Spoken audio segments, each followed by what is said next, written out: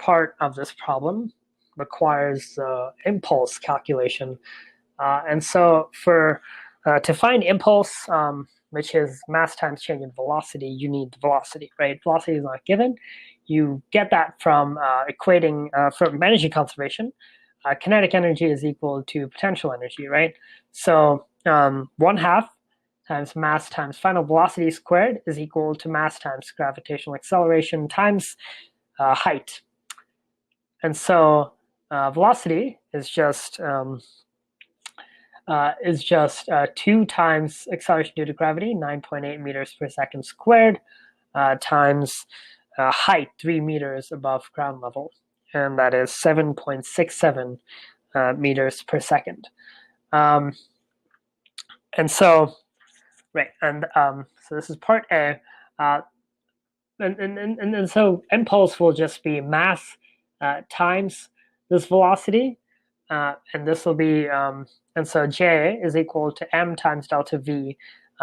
So mass times the change in velocity, I should say. So mass is 65 kilograms times 7.6 minus 0, which is just 7.67 meters per second. So this gives us an impulse of 498 kg meters per second, close to 500.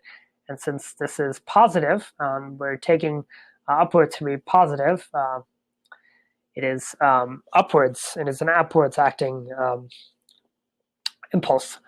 In part B, we want to use Newton's second law, which is that the net force is equal to mass times acceleration. Okay, let's move to the next page. So net force is force exerted by the ground on the person's feet. So Fg minus force of gravity from the exerted by the person on the ground is equal to mass times acceleration. Again, upwards is positive, so this is positive and this is negative.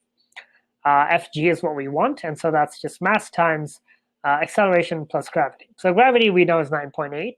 Acceleration, on the other hand, is found from the equations of motion. So we use v squared, v final squared equals v initial squared over 2 times delta x, change in position, equals acceleration, right? So this is 7.67, excuse me, meters per second,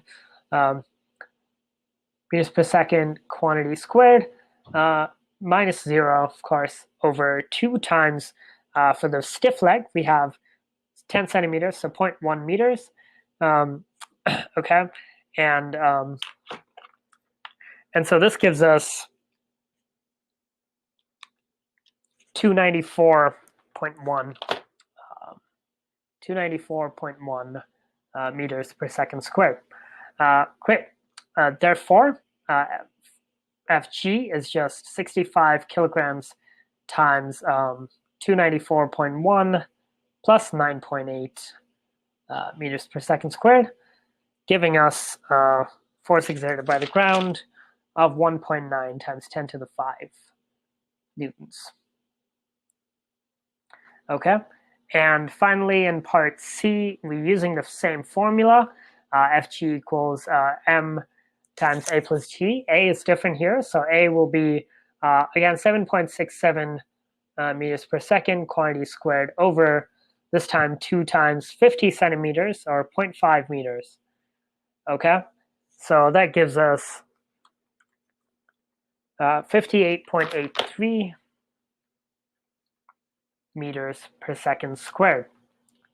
Awesome. Therefore, force from the ground is just 65 times 58.83 plus 9.8 meters per second squared, giving us 4.5 times 10 to the 3 newtons.